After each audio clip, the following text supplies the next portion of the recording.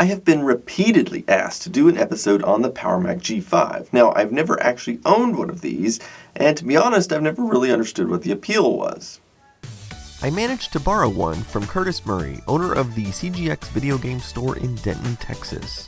The first thing I noticed about this machine before even turning it on is that it is big. It's also very heavy. In fact, it weighs about 50 pounds. You definitely don't want to be lugging this thing around much, and lugging this thing through the mall was enough to nearly kill me. On the bright side, it makes a good chair when you need to stop for a rest. It also makes a great pedestal for posing for those nerdy tech photos.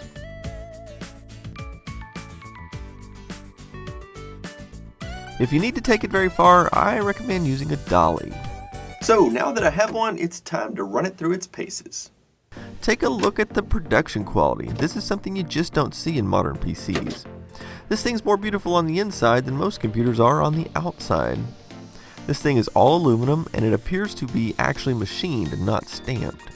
Surprisingly, it does use serial ATA hard drives, which I have not previously seen in PowerPC computers. So, believe it or not, this thing has a water cooling system to keep these big power-hungry G5 CPUs cooled down. You can even see there's a warning label here about if you happen to see water in there that obviously needs to be serviced because it might be leaking.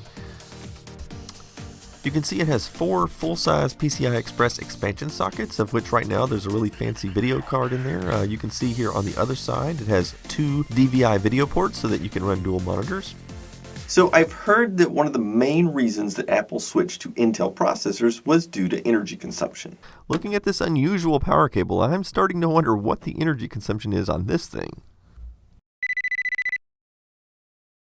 So let's get this thing hooked up. I don't have room in the studio, so I'm going to set it up on my office desk.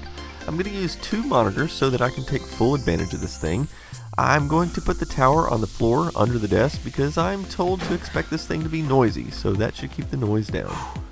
So I want to run it through some tests to see how it performs. Now, I did an episode a few years ago about the G4 systems, and I think it's safe to say that anything the G4 could do could also be done on here. So I'm going to focus on doing things that maybe the G4 could not handle. So let's take a look at the specs. This thing has quad cores running at 2.5 gigahertz. It has 8.5 gigabytes of RAM. In fact, let's take a look at the RAM configuration. Wow, this thing has 8 sockets, and it appears you could theoretically put 16 gigs of RAM in this thing. So that's a decent amount of RAM even for today, but it was a crazy amount of RAM back in 2005 when this thing was made. So let's take a look at the operating systems. Obviously, it cannot run anything 10.6 or newer because all of those require an Intel processor. And it's not compatible with anything earlier than 10.4, so that just leaves the 2 operating systems as your choices. Theoretically, it should be able to run Linux, which I'll try out later. This machine is also significant for another reason. If you take a look at all of the PowerMac G5 versions, they made them in 2003, 2004, and 2005. Now, these machines have 2 processors in them, and these machines have 2 cores inside of a processor. And this unit here has 2 processors, each with 2 cores, and that's the unit I have here with me. So this machine represents the fastest of all of the PowerPC machines that Apple ever produced, as well as the very last one they produced. One of the first things I noticed when I fired it up was how noisy it was. Even being under the desk, it was annoyingly loud. But otherwise, the feel of the operating system and its responsiveness felt just like using a modern Mac. The dual monitors seemed to work fine even on this decade-old operating system. So one of the big problems with any of the PowerPC-based Macs today is finding a modern working web browser. None of them are up to date, and many websites will complain that your browser is not supported. Nevertheless, I was still able to use just about every website I wanted to using the 10.4 Fox browser. The speed was tolerable in most cases. The only 2 websites that really gave me any issues with speed was YouTube and Facebook. So one of the biggest problems with playing games on this machine is simply finding games that support it. Most of the games I found that do support it run actually just about as well on a G4 system. And of course, all of the newer games require an Intel processor, so they don't work. Nevertheless, I tried a game of Unreal Tournament 2004, and it played very smoothly. I also wanted to mention that throughout this video you'll see a lot of scenes where I have a camera pointed at a monitor like this. I normally prefer screen capture software as it's much cleaner looking, but in cases like this I don't want to do anything to hurt the performance of the machine that I'm showing, so that's why I'm using this method. However, I am capturing the audio directly to another computer because if I weren't, you'd be hearing this. I also played some Duke Nukem 3D, one of my all-time favorite games. Unfortunately, the PowerPC version of eDuke doesn't support some of the more high-end rendering modes. So, what about playing video? I've got a movie here on the hard drive. This is a 1080p high-definition movie. It appears it can actually handle playing it, although it requires all of the machine's horsepower to accomplish it. And this of course means that the fans are running at full speed, so even though you can watch the movie, you'll probably need to turn on subtitles or wear some headphones, because otherwise you won't be able to hear the movie. YouTube has become a serious thorn in the side for all users of older computers. So the irony is that even though this machine can handle 1080p video when played locally, YouTube is a totally different story.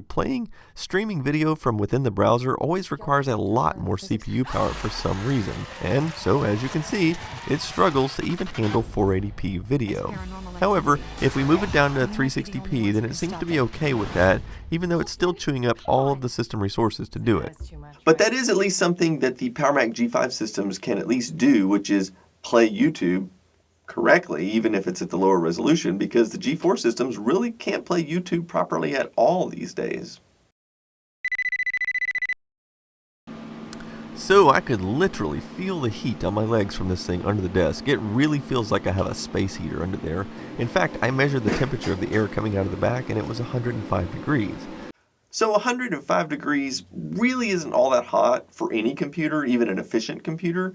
But when you see the amount of airflow coming out of this thing, then 105 degrees suddenly becomes quite a bit of heat. In fact, I begin to wonder what the energy consumption of this thing was. So this made me wonder how much energy this thing consumes, so I decided to connect up an amp meter and have a look. It showed 0.4 amps when idle and as much as 1.2 amps when playing 1080p video. That translates to 144 watts of power. However, that didn't seem to fit with other reports I've heard about this machine. I tried a kilowatt meter and I got a very different result. I saw as much as 355 watts here, which is more like what I expected and is similar to a small space heater, which makes sense why my feet kept getting so toasty.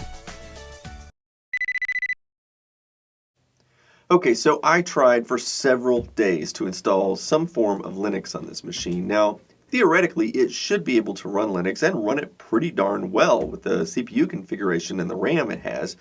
And I've run Linux on many G4 systems and I've had very good luck. And one of the great things about running Linux on a PowerPC machine is that it's about the only way to get an up-to-date web browser.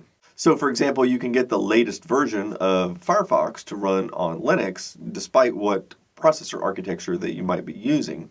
Unfortunately, I ran into some problems. I simply could not get it to install. Most of the time it would crash at the very beginning of the installation. At one time I managed to get about 75% through the Debian installation and it crashed on me. So I don't know what's causing that with this particular machine, but I decided not to spend any more time on it.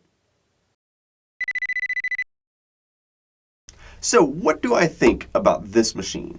Well, let me show you something. So this is a Mac Mini. It came out about a year after this machine was discontinued. Now this machine is actually faster than this machine. And I actually checked the energy usage on this machine with the kilowatt meter, and I got 16 watts when sitting at idle and about 33 watts at its max performance. So that means this machine uses over 10 times the amount of power and is still not as fast as this one. And this machine is light and it's quiet, and this is just such a much better machine, and it really leaves no doubt in my mind that Apple made the right decision when they left the PowerPC architecture behind and switched to Intel. Okay, so who does this computer appeal to these days? Well, I'm not really sure. I don't really find it all that appealing, but I know that there are a lot of people that just really love this machine, and I admit it's constructed really well. I mean, I love the attention to detail that they put into constructing the case and the internals of it, which Apple is pretty much well known for that anyway.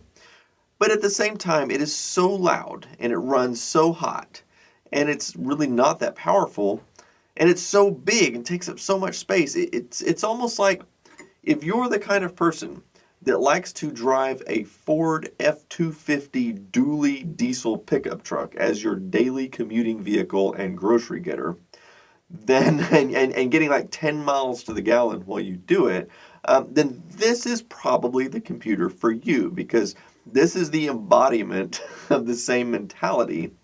But me, I would much rather go with even a G4 Mac Mini, to be honest, over this big G5. Well, guys, I hope you enjoyed this. I've got a lot of other stuff coming down the pipeline as usual, and I'll see you next time.